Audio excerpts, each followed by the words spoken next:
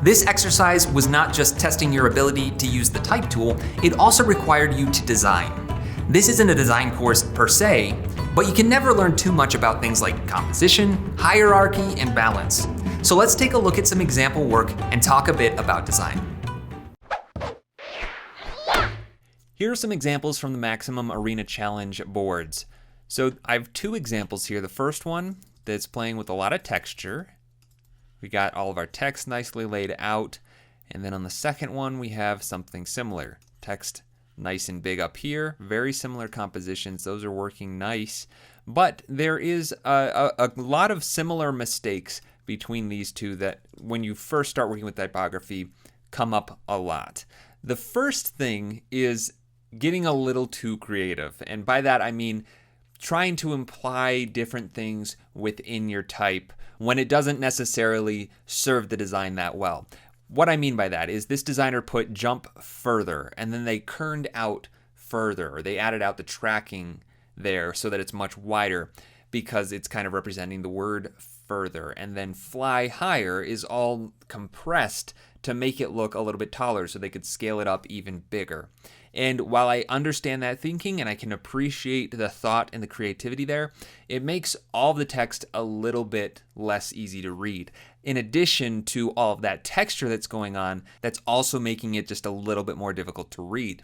And if we take a look at the second example, we've got something very similar happening. On the word higher, the last couple of letters have been shifted off the baseline just a little bit as if it was to say that we're jumping higher, right? Flying higher. So again, I can understand why you would want to do that, why you would think to do that, but unless it's very specifically being incorporated into the design, then a lot of times this type of typography treatment is just going to look a little bit messy. So it'd be much more effective if we cleaned up this text so it was just a nice solid block of text that's easy to read rather than trying so hard as to make the type fit the words that are actually being written in that in the font. So let's go ahead and clean this up a little bit. First of all, I'm just going to take this orange texture, and I think it's just competing with everything else. So I want to change the color of it. I'll do that with a color overlay. And instead of making it that bright orange, why don't we just grab something a little bit darker? Maybe not the exact color of the clouds, but something a little bit lighter, right around there maybe. Maybe bring it down a little bit. I don't want it competing with the text too much. Clearly, that's still a dirty texture. You can see it. I'm going to leave it like that for now. And then I'm going to grab this text. And actually, I'm going to grab all of the text. And it's kind of blending into the background a little bit because the designer chose a color that was very similar to this color right here. And instead, I'd rather see something that's the color of the logo. So that sample is right about there. And I'm going to do this with the color overlay as well. So I'm just going to make it all that same color. Click OK. And then drag this texture out of it so it's not included in that. So put that below the group. But it's definitely still blending into the background there. And the reason why it's white now is because of the color overlay I put on the group. Now you're seeing this little icon right here. That means that I don't have the font this designer used installed on my machine. So if I try and change it, it's going to substitute a font. It's not going to look the same anymore. But I know of a font that's pretty similar to that. So let me just change this really quickly. I'm going to change it to Futura. Condensed and then probably extra bold or maybe just bold. That's pretty similar. I'll click OK and there we go. It's just barely different but similar enough. And then this one is probably more of like the medium version. There we go. And there we go, just undo and redo. You can see it's very, very similar. Okay, now that I have that, I can get rid of this color overlay. And I'll just change the text layers directly. Oh, actually, got to change this one first. And then that is probably the bold version.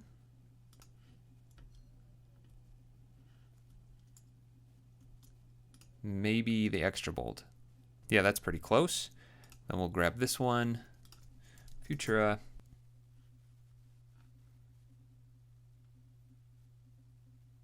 Probably the medium version for that. And then finally our little disclaimer. Don't try this at home.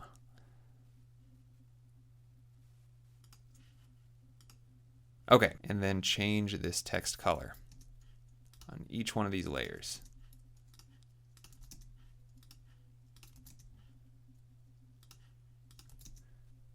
Now there's a color overlay on each one of these, so I'm going to have to get rid of those as well. I'll just turn them off.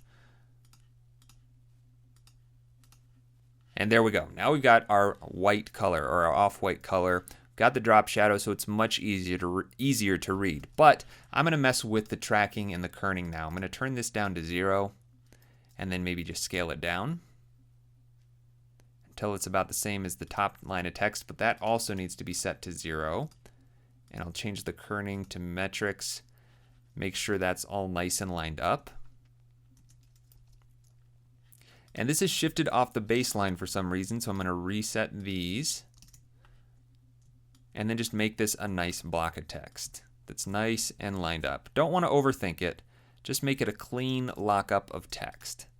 There we go. Now, another issue that we see come up all the time when you're laying out any kind of object, whether it's type or not, is making it way too big. So I think that's the case with both of these examples. The text is not only too big, but it's also pushed too far to the sides. This was right up against the top part of the frame at the start, and this disclaimer is sitting right on the bottom of the frame. There's this thing called title and action safe with video, which you'll learn more about in the future, but basically it's just giving you a margin of padding room around the outside edge of the frame. It's an old safety margin for broadcast television. We don't need to get into that right now, but it still serves a good purpose in the composition of your frame by not making things feel super tight and cramped up in the corner like this. So I would take this text in and then scale it down. Because if you were looking, let me actually just undo that. If you were looking at this full screen and I made this nice and full to fit my screen, you can see that text is just ginormous. It's huge compared to everything else on the frame. And there's no reason to have it quite so big unless we really needed some kind of a mega impact, and we don't for this. So I think I'm going to just scale it down to about that size and then grab my other text layers, reposition them, maybe line them to the left here and scale them down a little bit. Again, building in that hierarchy of information. Whatever's most important is what we see first. So this tagline followed by the date, which is nice, big, and bold, and then the information about the location down there. And it's all lined up with the logo right there. It's pulled in from the top left corner. It fits in well with this photo. That texture in the background is now much more in the background and not taking away from the text.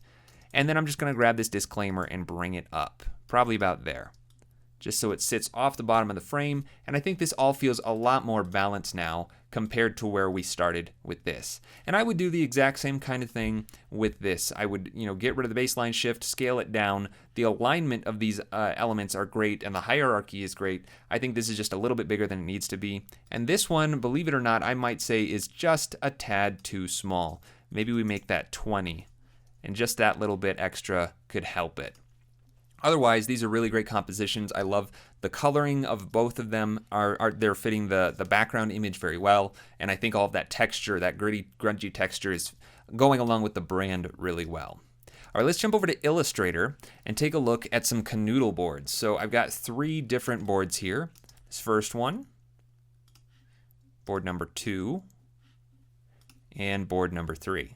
Now, I think all of these are working really, really well. There's some small tweaks I would make to them, but overall, all 3 examples are really great.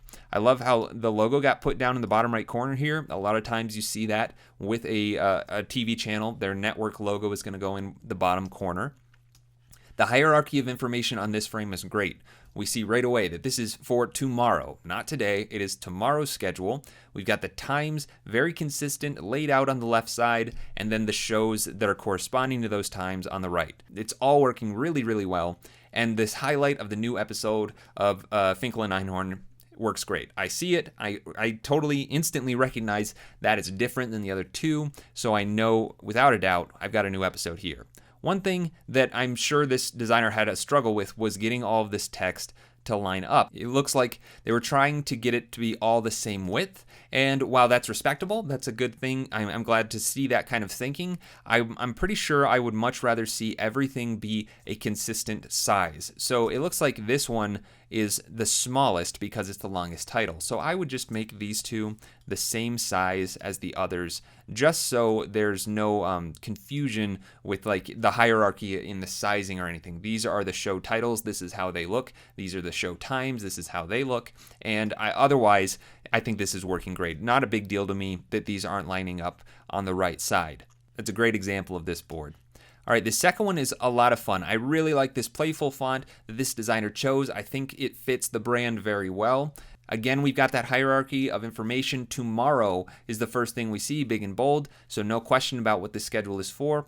But new episode is directly underneath it. And I believe this designer was trying to think of a way to indicate what a new episode would look like by putting these little lines here. And while I like that design element, and we see it again here on the new episode, I think it's a little bit confusing because we see tomorrow new episode, but no real obvious call out as to what is a new episode. This designer even chose to make the time and the size of that show title bigger, but it's still just a little too confusing. This is only going to be up for a handful of seconds on screen, so you need to be 100% clear what the new episode is. This might make me think that everything on this schedule has a new episode because it's up above this divider. So I'd much rather see this scaled down, possibly right here. Maybe we put these accent lines on the left side instead of the right.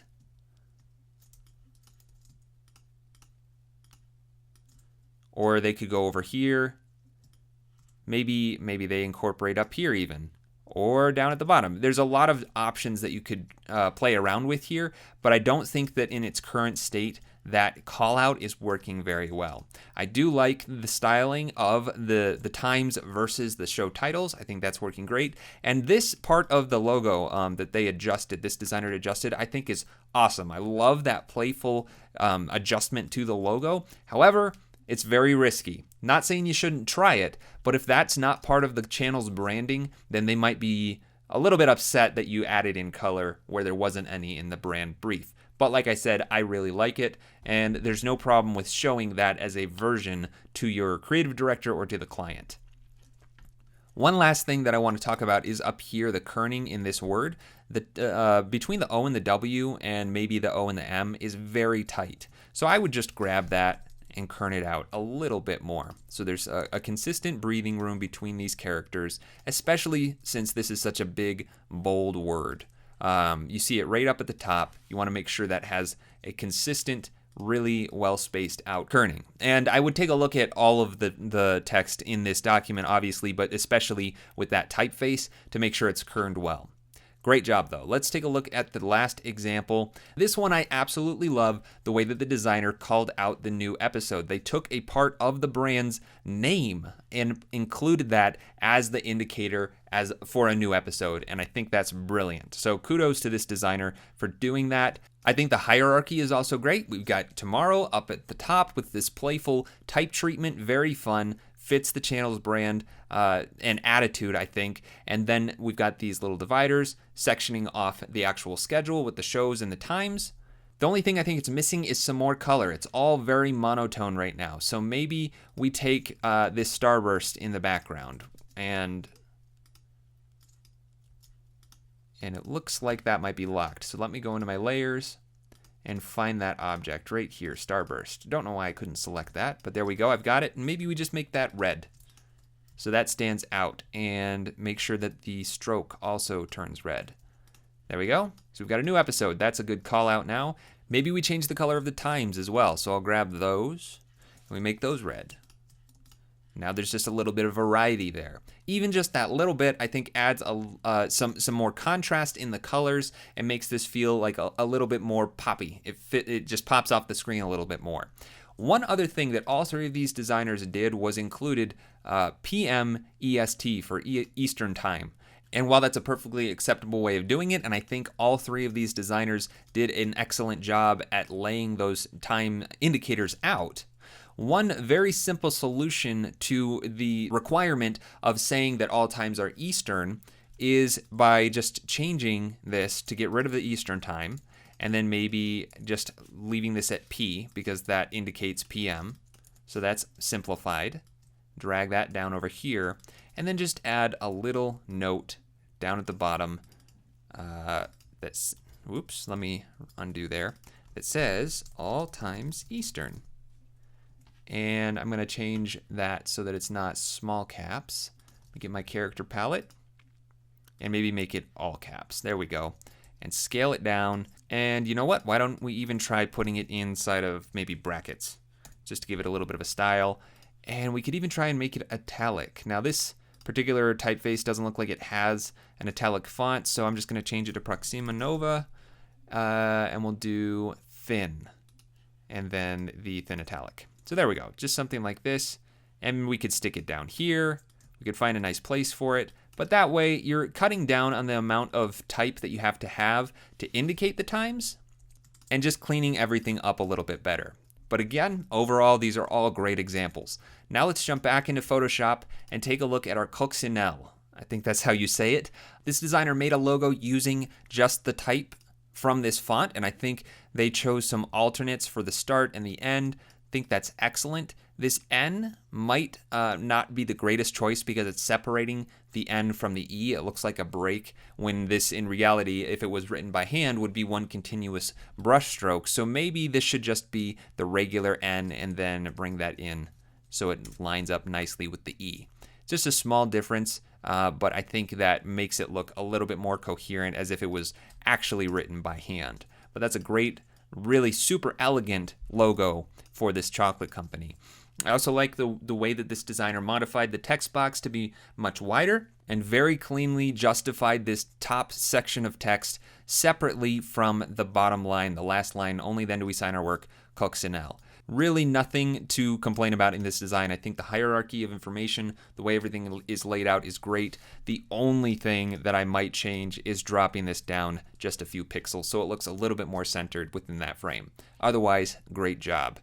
This example right here is another great example. They used a different font, obviously, but made another very nice looking version of this company's potential logo. Now there are some issues here with the kerning. So I would just get in there and make sure that these things line up perfectly. So I'm going to go into the character palette, select everything and change this to metrics. And that didn't actually change anything, so I'm going to start looking for some other potential issues for why this wouldn't line up. I'm seeing right here that the text has been stretched.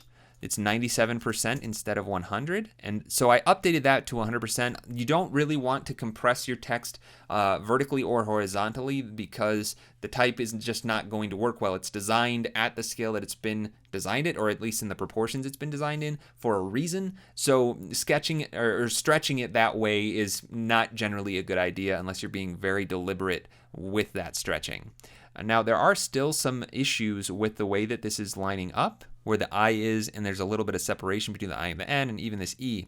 I'm not exactly sure why. So this might be a time where I have to go in and manually kern this a little bit. And just using my keys actually isn't good enough. It's a little overdoing it. So I'm going to type in a custom number there, and then maybe do -5 here, just so that squeezes in, and that looks a little bit better now.